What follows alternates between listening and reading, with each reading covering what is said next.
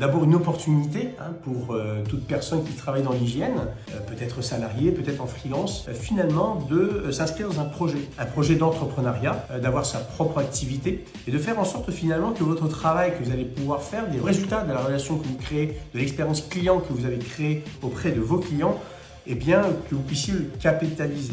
Très souvent, pour juste rappeler mon parcours, j'ai été une vingtaine d'années à Janco. Et ce qui a fait qu'à un moment donné, j'ai remis un peu en question mon statut, c'est que je me suis retourné en fait pour regarder ce que j'avais fait, ce que j'avais développé, quel était le portefeuille que j'avais. Il était très valorisant, puisque présentait quelque chose de relativement intéressant. Mais par contre, sur la pérennité de l'action, de toutes ces années que j'avais faites, il n'y en avait pas.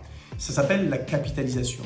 Et donc créer son agence, c'est permettre finalement de capitaliser, de faire fructifier finalement le résultat de votre travail en quelque chose qui est transmissible. Créer son agence, c'est tout au contraire, s'organiser autour effectivement d'une stratégie d'entreprise avec un développement derrière, avec une capitalisation et une projection dans le temps.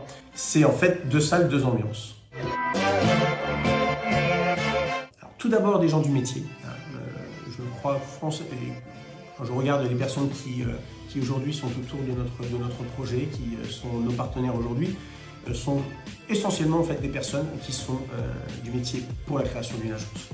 Maintenant, je suis certain, comme on a eu cette un peu révolution chez les restaurateurs, on sait qu'aujourd'hui beaucoup de restaurateurs ne sont pas des gens du métier, mais plutôt des gestionnaires qui ont saisi les opportunités d'entreprendre autour d'un projet restaurant.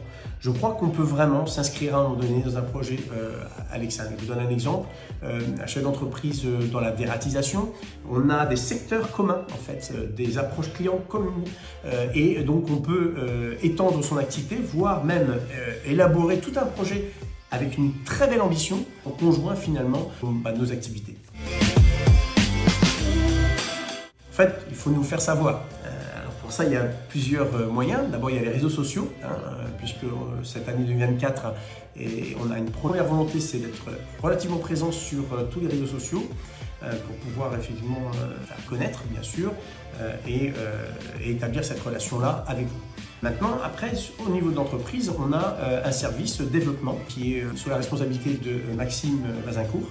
Il suffit d'appeler au 02 14 74 98 82.